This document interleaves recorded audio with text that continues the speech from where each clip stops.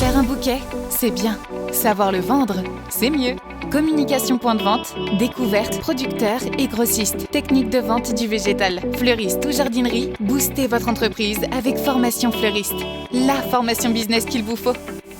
Bonjour à tous, bienvenue dans les podcasts de Formation Fleuriste, la formation commerciale et business des fleuristes et des jardineries. Alors aujourd'hui, on va passer à la caisse. La caisse, c'est souvent la bête noire pour les fleuristes. Il faudrait un système simple, adapté pour le métier avec toutes ses exigences.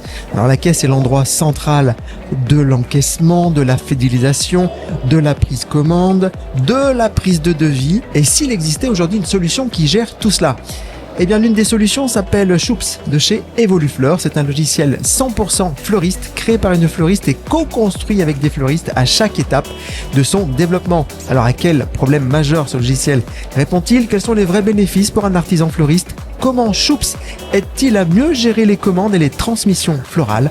Réponse avec la créatrice de Choups, Béatrice Collat. Bonjour Béatrice. Bonjour Franck. Les podcasts de Formation Fleuriste, la productivité avec Franck Prost. Alors Béatrice, qu'est-ce qui vous a motivé à créer Choups? Alors j'ai été fleuriste pendant plus de 18 ans. Ce qui m'a motivé à créer Choups, ça a été la fête des mères. J'avais un gros magasin sur Nice, alors je l'ai vendu en 2019, mais dans ce magasin, on montait jusqu'à 450 à 500 commandes pour la fête des mères. On faisait tout à la main, c'était un enfer. Oui, c'était une grosse affaire. Ah oui. C'était pas mal. Ouais, nous, on en gère une centaine, c'est déjà beaucoup. Mais vous, 400, 500. Oui. Entre 450 et 500 commandes, plus les fabrications, magasins, etc. On gérait tout à la main, c'était un enfer. Moi, je me transformais en capitaine de bateau. Je ne touchais plus la fleur. On embauchait jusqu'à 32 personnes avec les livreurs inclus. J'avais une vingtaine de livreurs. Parce qu'on s'attelait à ce que le dimanche à 2h de l'après-midi, toutes les mamans soient livrées. Et effectivement, c'est un challenge, c'est très rare avec autant de commandes d'avoir à 14h tout livré. Alors, on y arrivait parce que j'avais 20 livreurs, tout simplement. Ah oui. Donc, je gagnais pas d'argent à la fête des mères. Par contre, j'en gagnais sur le long terme puisque je fidélisais les clients comme ça par notre sérieux. Et c'est comme ça que j'ai réussi à développer le magasin quand je l'ai acheté. J'ai acheté le magasin de ma mère. Elle faisait à l'époque 150 000 euros de chiffre d'affaires et quand j'ai vendu, je faisais 650 000 euros de chiffre d'affaires. 4, 5. Dis donc. Ah donc, ce jour de fête des mères, vous avez dit stop. Il y a un problème au niveau de ma gestion. Il faut que je crée quelque chose. En fait, c'est le stress que ça me générait qui m'a fait penser à ça. 3 semaines avant la fête des mères, il fallait pas me parler et jusqu'à 2 semaines après la fête des mères, il fallait pas me parler. Donc ça devenait invivable pour ma famille, invivable pour mes collaborateurs et invivable tout simplement pour mon cerveau. Ce qui s'est passé, c'est qu'en 2011, j'ai eu un cancer. Donc pendant 1 an, je me suis soignée, je ne pouvais pas travailler.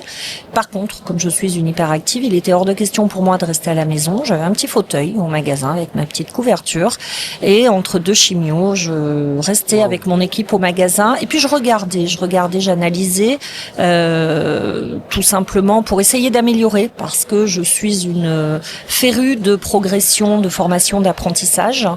Et en regardant travailler mes collaborateurs, en prenant du recul, ça m'a sauté aux yeux, il fallait absolument que je me numérise intelligemment. Alors, j'étais déjà numérisée, j'utilisais comme tout le monde les outils Google, les outils Excel, etc. Je faisais mes petits tableaux. Néanmoins, il n'y avait pas de lien dans tout ça. J'utilisais également des outils qui étaient payants, mais rien qui centralisait l'activité. Alors j'ai cherché, j'ai fait comme tout le monde sur internet, j'ai tapé logiciel fleuriste, caisse fleuriste, etc. J'en ai testé 12, je les ai tous faits, je les ai tous faits. Voilà, j'ai tout testé. Je suis allée jusqu'à tester un des logiciels les plus compliqués qui soit, mais qui est très compliqué, qui s'appelle Quizat. Et en voyant tout ce que faisaient ces logiciels-là, je ne trouvais toujours pas mon bonheur. Donc j'en ai parlé à la fédération. Et à l'époque, la fédération m'a dit effectivement, il n'existe pas de logiciel métier pour les fleuristes, il faut le faire. Je lui ai dit ok. De toute manière, je pouvais plus trop toucher la fleur parce que par mon cancer, je ne pouvais plus me blesser du bras gauche, donc ça a été compliqué. Et je me suis dit allez, je me lance, je le fais. J'en ai parlé aux fleuristes autour de moi. Effectivement, certains fleuristes qui se numérisaient comme moi à l'époque, donc avec les outils qu'ils avaient sous la main, On s'est aperçu très rapidement que finalement on travaille tous de la même manière. On vend à nos clients, on fabrique, on s'occupe de la relation client, mais on s'occupe de prendre des commandes, de livrer, etc. Et il fallait en plus qu'on améliore cette relation client, notamment sur les retours de livraison, etc. J'ai écrit un cahier des charges. J'ai trouvé donc une entreprise qui m'a aidé à développer le logiciel. Par contre, il fallait énormément d'argent, donc j'ai fait l'exercice de levée de fonds auprès de fonds d'investissement, auprès de business angels, etc.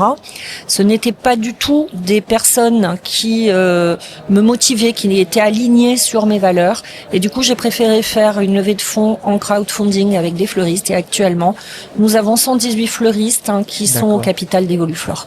Donc c'est vraiment le logiciel métier pour les fleuristes, fabriqué par les fleuristes en co-construction 100%. Et financé par les fleuristes. Une belle histoire, une rage sur la vie, une personne hyper active à la base de tout cela, avec une entreprise à gérer dans la fleur, avec un chiffre d'affaires, une usine à gaz, et vous êtes dit, je vais devenir un peu la Steve Jobs. On va simplifier, un peu comme l'a fait Apple pour l'informatique, et donc vous avez créé Shoops. Alors en quoi Shoops est différent des autres logiciels de caisse? Concrètement, quels sont les vrais bénéfices pour un artisan fleuriste? Alors déjà, le premier bénéfice, c'est de poser son cerveau sur l'outil numérique. On numérise le métier, on numérise ce beau métier vocation, mais on permet surtout aux fleuristes de gagner du temps, de poser leur cerveau sur la machine pour qu'ils puissent se concentrer sur le meilleur de l'humain, c'est-à-dire leur artisanat, leur savoir-faire, la relation client. On permet également aux fleuristes d'augmenter leur chiffre d'affaires puisqu'on a développé un deuxième module à cette caisse et c'est la caisse qui permet de créer le site de vente en ligne du fleuriste qui fait partie de sa boutique. C'est-à-dire que on n'a plus de frontières entre le physique et le numérique. C'est la même chose, c'est la boutique du fleuriste, c'est lui qui gère. Il a besoin de personne pour s'occuper de sa vente en ligne.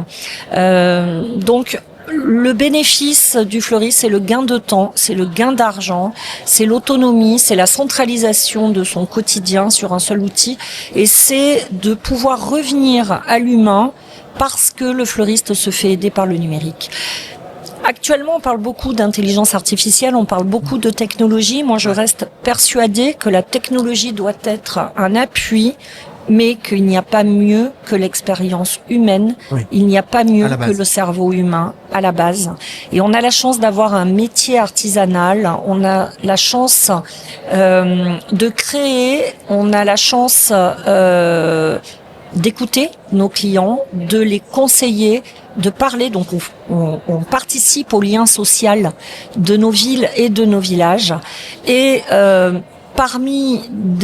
quand on est dans des rues, quand on est dans des villes, dans des villages où on voit des grosses enseignes qui certes se numérisent parce que le consommateur est de plus en plus pressé, etc. On en revient. Le consommateur, oui, il est pressé, oui, il veut acheter en ligne, mais il a besoin de ce contact humain.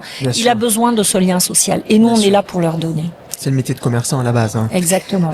Béatrice, concrètement, comment Shoops aide à mieux gérer les commandes et les transmissions florales en étant simple? Alors, au niveau des transmissions florales, depuis la caisse Shoops, chaque fleuriste peut avoir accès à son espace de gestion de sa transmission florale, donc que ce soit Interflora, FloraJet, l'agitateur floral, artisan fleuriste, etc. On espère pouvoir intégrer fleuriste et fleurs rapidement également. Depuis la caisse, le fleuriste, quand il va être en boutique, il va pouvoir prendre ses commandes. Donc, il peut vendre en vente directe, donc la caisse normale, comme toutes les caisses le font. Par contre, il va pouvoir prendre ses commandes avec les spécifications que l'on a les spécificités que l'on a dans notre métier, le mariage, le deuil, les livraisons, le retrait boutique, etc. Et il va également pouvoir prendre les commandes qui vont rentrer en caisse et qui vont être centralisées dans sa liste de commandes, ces commandes de vente en ligne. On continue sur le côté pratico-pratique et justement on peut allier boutique physique et vente en ligne. Comment ça se passe entre les deux? Vous rentrez un stock, comment? Alors, quelle est la facilité que vous apportez? Alors la facilité qu'on apporte, c'est que lorsque le fleuriste va paramétrer son produit dans sa caisse, d'un simple clic, il peut dire je veux que ça apparaisse sur ma vente en ligne ou pas. Alors les stocks, on les a pas encore développés parce que dans notre métier, on a une gestion de stock un petit peu particulière. Très compliqué. Les spécifications sont écrites, on doit les confronter justement à des équipes de co-constructeurs fleuristes parce que chaque spécification qui a été créée dans ce logiciel a été confrontée à des fleuristes. On en a discuté ensemble parce que tout simplement, même si j'ai fait ce métier pendant plus de 18 ans et que je suis née dans les fleurs, parce que ma mère était horticultrice avant d'être fleuriste, je n'ai pas la science infuse. Et je ne peux pas demander à l'intégralité des fleuristes de travailler tel que moi je le perçois. C'est pour ça que cette co-construction est très importante, car c'est cette intelligence collective que l'on a entre nous fleuristes, qui est traduite en spécifications fonctionnelles et qui est développée par nos développeurs. Développé par vos développeurs. Justement, parlons de développement. Alors, est-ce qu'il y a, sans tout dévoiler, bien sûr, est-ce que vous travaillez actuellement sur d'autres développements encore de Choups? Parce que là, je me dis, mais elle a fait le tour. Non. Il y a au moins encore pour 10 ans de développement à eux. Et puis alors, je vous dis pas ce qui nous passe par la tête, et aux uns et aux autres, parce en discutant avec, alors que ce soit la fédération, que ce soit donc la fédération des artisans fleuristes de France, que ce soit la fédération des grossistes, que ce soit la SICA, que ce soit donc tous ces acteurs majeurs de la filière horticole, il y a énormément d'idées qui émergent. Il y a un cahier des charges avec les grandes lignes en macro qui est écrit. Il y a énormément de choses à faire. Donc nous, on y va petit à petit. On est une petite structure. Nous sommes 7 dans l'entreprise. On continue nos levées de fonds avec les fleuristes. Alors c'est même plus de la levée de fonds parce qu'on a quasiment atteint la rentabilité. Néanmoins, on permet aux fleuristes de rentrer au capital de cette belle entreprise ou d'en sortir à la date où ils souhaitent. Et on permet justement que lorsque l'on gagnera de l'argent avec Evoluflore, que cet argent redescende vers les fleuristes. Merci beaucoup Béatrice Collat. Je vous rappelle, Choups, c'est l'histoire de votre entreprise. Tout d'abord appelée Evoluflore à ses débuts. Une belle réussite et en tout cas beaucoup de facilité pour les fleuristes dans la gestion de leur caisse. Merci Béatrice Collat. Merci beaucoup Franck, à bientôt. Alors merci de nous avoir écoutés. N'oubliez pas de liker, de partager ce podcast pour vos amis fleuristes parce qu'il y a là une réelle solution pour vous, pour vos encaissements, pour les sites internet, pour la gestion des transmissions florales. La solution, c'est Choups actuellement, donc n'hésitez pas à commenter, liker et bien sûr me laisser un commentaire si vous avez d'autres idées à me soumettre, des idées business bien sûr qui vous aideront à développer votre commerce.